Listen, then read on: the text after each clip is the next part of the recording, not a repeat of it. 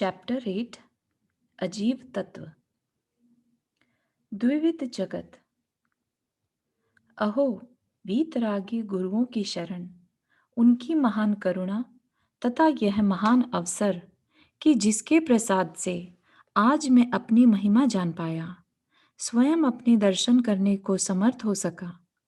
जिनकी कृपा से आज मेरी भव की इच्छा पूर्ण हुई, संताप मिटा, शांति के प्रति सच्चा पुरुषार्थ जागृत हुआ, अतुल प्रकाश मिला और वह बड़ी भूल भासी जो अनादि काल से बिना किसी के सीखे बराबर पुष्ट होती चली आ रही थी, अर्थात मैं को मैं में न खोजकर अन्य में खोजना, जो स्वयं विचार करने से मैं रूप भासते नहीं, जिनमें मैं कार अर्थात अहम प्रत्यय का नाम नहीं, जो सुख दुख का स्वयं अनुभव कर सकते नहीं, जिनमें स्वयं विचार करने की शक्ति नहीं, जो चैतन्यवत दिखते हैं अवश्य पर वास्तव में अचेतन है, जिनके पीछे भ्रमता हुआ आज तक अपनी शांति को खोजता हुआ मैं अशांत बना रहा, संतप्त व व्याकुल बना रहा।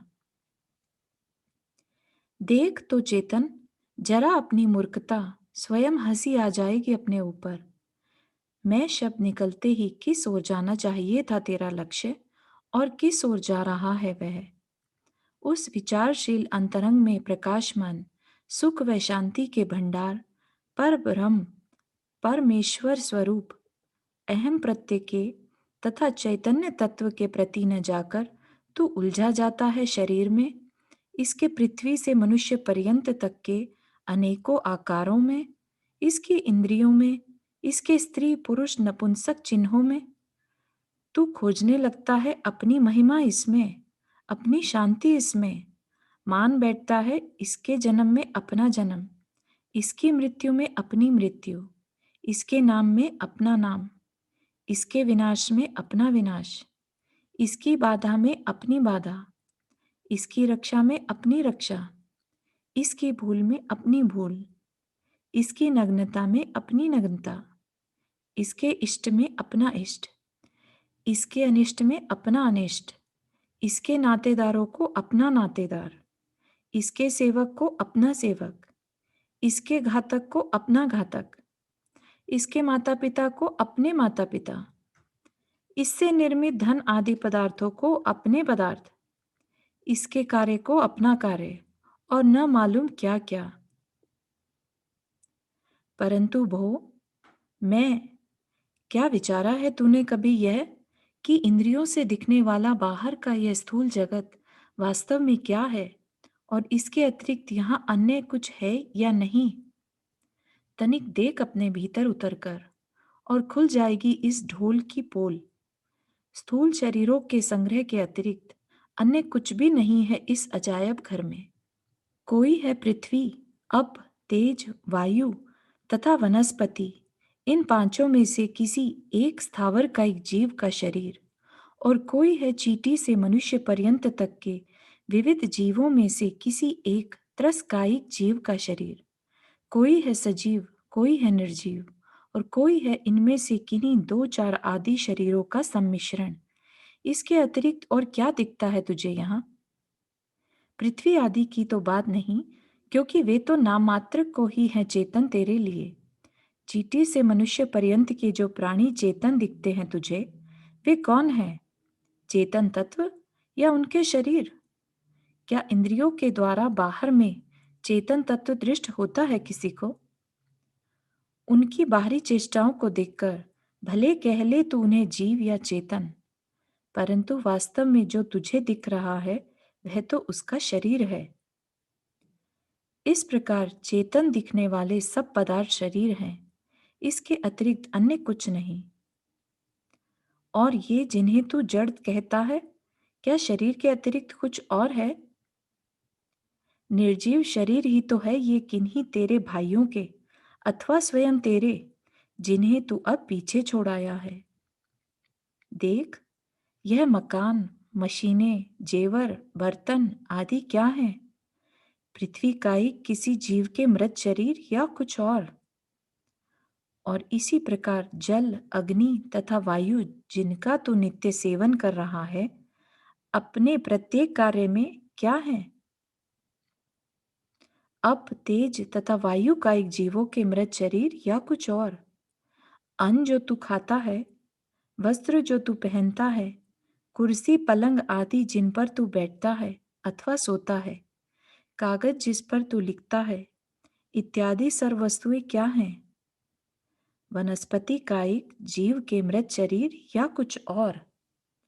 इस तरह शरीर संघात के अतिरिक्त कुछ नहीं है यहाँ इस बाह्य जगत में।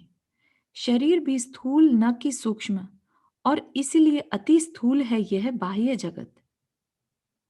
कर्मों या संस्कारों का जनक होने के कारण तथा उनका जन्य होने के कारण, उनको उत्पन्न करने में सहायक होने के कारण तथा उन्हीं के हेतु से निर्मित होने के कारण आगम भाषा में कहा गया इसे नौ कर्म। इसी प्रकार भीतर भी बसा हुआ है एक विशाल जगत। इस बाह्य जगत से भी अनंत गुना है उसका विस्तार। भले ही सूक्ष्म होने के कारण साधारण दृष्टि का विषय न बन पावे वह, परंतु ज्ञानी जनों की सूक्ष्म दृष्टि से कैसे ओझल रह सकता है वह।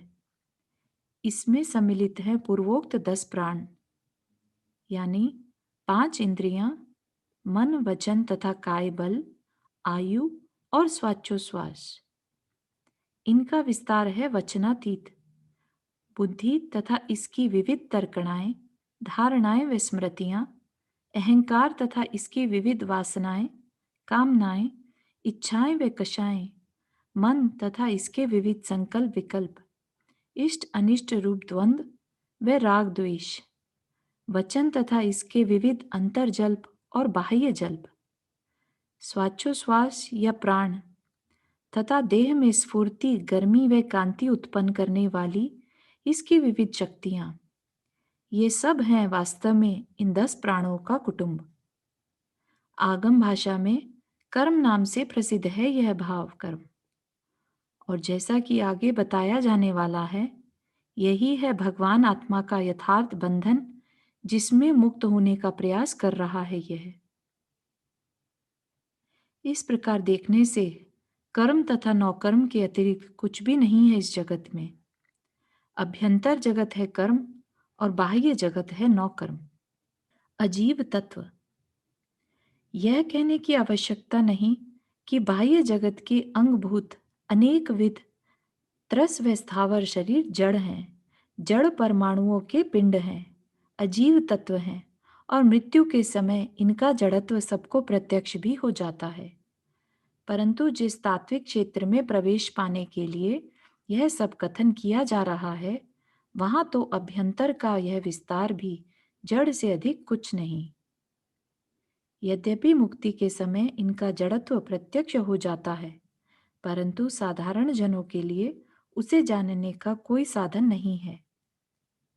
इसलिए युक्ति से सिद्ध करने का प्रयत्न करता हूं। जिस पदार्थ का जो स्वभाव होता है, वह सदा उस पदार्थ के साथ ही रहता है, उससे विलग नहीं होता, और जो कुछ काल उसके साथ विलग हो जाए, वह उसका स्वभाव नहीं कहला सकता।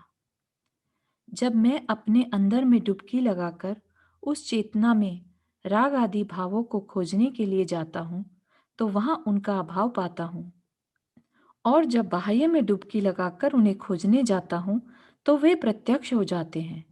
बताइए, उन्हें किसके कहें, चेतन के या बाह्य जगत के? जिस वस्तु में उसकी सत्ता दिखाई दे, उसी वस्तु की उसे कहा जा सकता है, दूसरे की कैसे कहें? अतः राग आदि भावों को चेतन या जीव के न कहकर अध्यात्म के उन्नत क्षेत्र में जड़ या ज्ञेय पदार्थों के कहा जाता है। अग्नि में डालने से लोहा लाल हो गया, अग्नि रूप हो गया। लोहे में रहने वाली यह अग्नि वास्तव में लोहे की नहीं है, क्योंकि वैसा गर्म व लालपना लोहे का स्वभाव नहीं है। अतः वह लाली अग्नि की ही कही जाती है। इसी प्रकार आग पर रखा हुआ जल गर्म हो गया।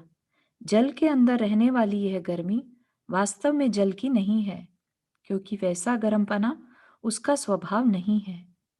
अतः वह गर्मी जल की न कही जाकर अग्नि की कही जाती है। इसी प्रकार बाह्य जगत के संयोग से ज्ञान रागात्मक हो गया। ज्ञान में दिखने वाले ये राग आदि ज्ञान के नहीं हैं, क्योंकि वे ज्ञान के स्वभाव नहीं है। अतः इन्हें बाह्य जगत का ही कहा जा सकता है, चेतन तत्व का नहीं। किसी की कोई धरोहर मेरे पास रखी है, कुछ दिन के पश्चात वह ले जाता है। जब ले गया तब तो उसकी है ही, पर जब तक मेरे पास रखी रही तब भी क्या वह मेरी कही जा सकती है? भले ही मेरे सारे जीवन मेरे पास रखी रहे, पर मेरी नहीं कही जा सकती।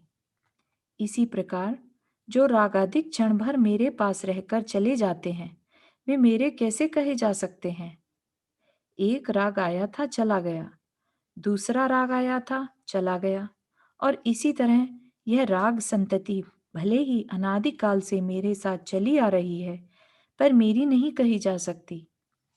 ठीक उसी प्रकार जिस प्रकार की एक बैंक में अनेकों व्यक्तियों का पैसा आता रहता है और जाता रहता है, पर वह पैसा वास्तव में बैंक का नहीं कहा जा सकता, उपचार मात्र से ही उसका कहा जाता है। सूक्ष्म दृष्टि से देखने पर यह पता चलता है कि राग की व्याप्ति चेतन के साथ नहीं है, बल्कि मोह के साथ है, अर्थात बहिर्मुखी वृत्ति के साथ है। जिसके होने पर जो हो और जिसके न होने पर जो न हो, उसे व्याप्ति कहते हैं। धूम होने पर अग्नि होती है और अग्नि न होने पर धूम होता ही नहीं है। इस दृष्टांत में तो एक तरफा व्याप्ति है, क्योंकि धूम होने पर अग्नि होती है, परंतु अग्नि होने पर धूम हो भी अथवा न भी हो।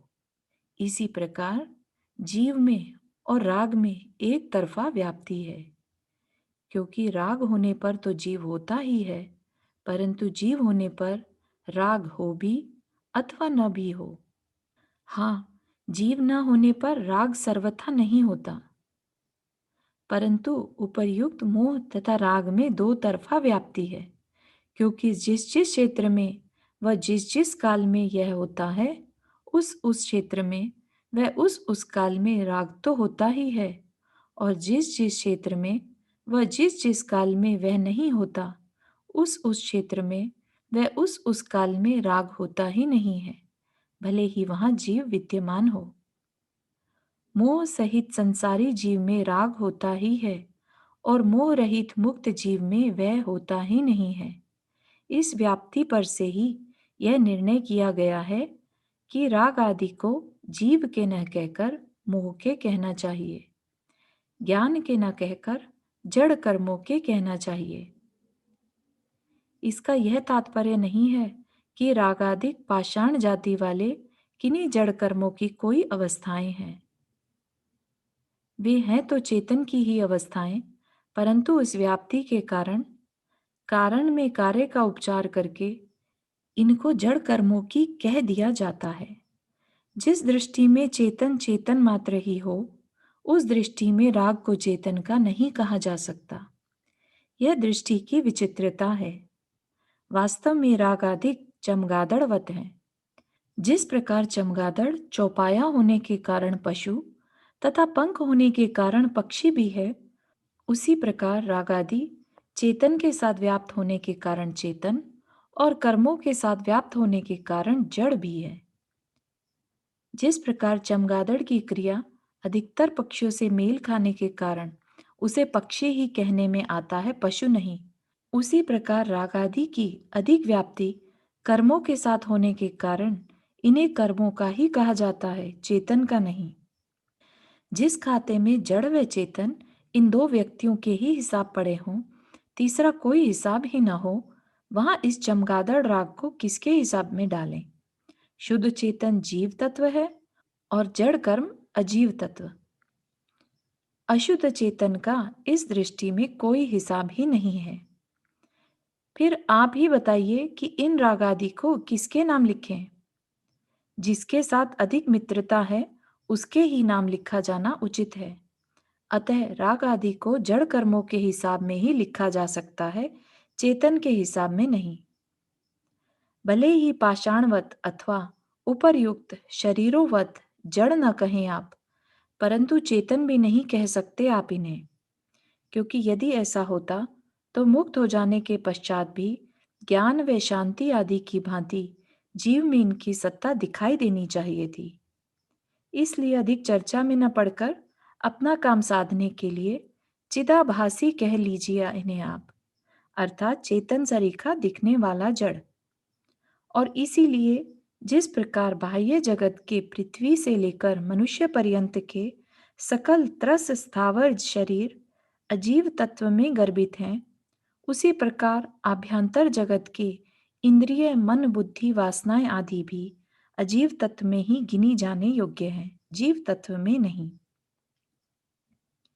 शरीर जिस प्रकार अनेक परमाणुओं का प्रचय अथवा पिंड होने के कारण बाहर का यह शरीर कहलाता है काय, उसी प्रकार अनेकविध सूक्ष्म संकल्प विकल्पों आदि का पिंड होने के कारण आभ्यंतर का यह विस्तार भी कहलाता है काय, अथवा जिस प्रकार हाथ पांव आदि अनेक अवयवों का संघात होने के कारण यह कहलाता है पिंड, उसी प्रकार मन बुद्धि आदि अवयवों का संघात होने के कारण आभ्यंतर जगत भी कहलाता है पिंड। जिस प्रकार जीर्ण शीर्ण हो जाने के कारण बाह्य पिंड कहलाता है शरीर, उसी प्रकार जीर्ण शरीर स्वभावी होने के कारण आभ्यंतर पिंड भी कहलाता है शरीर। विशेषता केवल इतनी ही है कि इंद्रिय गम्य होने के कारण बाह्य पिंड है स्थूल शरीर, और इंद्रिय गम्य न होने के कारण अभ्यंतर पिंड है सूक्ष्म शरीर। स्थूल शरीर को आगम भाषा में कहा गया है औदारिक, और सूक्ष्म शरीर को दो भागों में विभाजित करके कहा गया है तेजस और कार्बन। इंद्रियों में तथा शरीर में स्फूर्ति गर्मी तथा कांति उत्पन्न करने वाला प्राणात्मक विभाग तो कहलाता है तेजस, और जड़ कर्मों के साथ साथ इंद्रिय मन बुद्धि आदि को उत्पन्न करने वाला राग द्वेषात्मक विभाग कहलाता है कार्बन। आभ्यंतर जगत में इन दोनों ही प्रकार के शरीरों का प्रत्यक्ष किया जाना संभव है। स्थूल हो अथवा सूक्ष्म, दोनों ही शरीर शीर्ण स्वभावी हैं। विशेषता है केवल इतनी कि पहला तो शीर्ण हो जाता है केवल एक भव में, और दूसरा होता है अनंत भवों में। मृत्यु के समय स्थूल शरीर तो अपना त्याग पत्र देकर महाप्रभु जीव तत्व से विलग हो जाता है, परंतु यह सूक्ष्म शरीर एक सच्चे मित्र की भांति भव भवांतरों में भी अपनी सेवा से निवृत्त नहीं होता। जब जब जहां जहां जिस जिस भव में भी चेतन भगवान जाने की इच्छा करते हैं, यह तुरंत उनको वहां पहुंचाने का प्रबंध कर देता है। इतना ही नहीं, स्वयं भी उनके साथ जाकर उनकी वासना के अनुसार उनके रहने के लिए तुरंत एक नया भवन बनाकर खड़ा कर देता है, ताकि वहां पर देश में किसी प्रकार का कष्ट न होने पावे उन्हें। अर्थात भव भव में जीव के साथ जाकर नए नए शरीरों का निर्माण करते रहना ही इस विश्वकर्मा का काम है। उस समय जब तक कि इसका स्वामी यह जीव राजा स्वयं अपने स्वामित्व को समझकर इसके चंगुल से बाहर नहीं निकल जाता, उसी समय पता चलता है उसे कि यह वास्तव में उसका मित्र था या मीठा शत्रु। यदि पारमार्थिक मित्र होता तो प्रथम क्षण में ही सारे रहस्य का उद्घाटन करके वह इसे भव भ्रमण से बचा लेता। इस प्रकार बाह्य और अभ्यंतर का यह सकल विस्तार अजीव है, जड़ है अथवा चिदाभ्यासी है।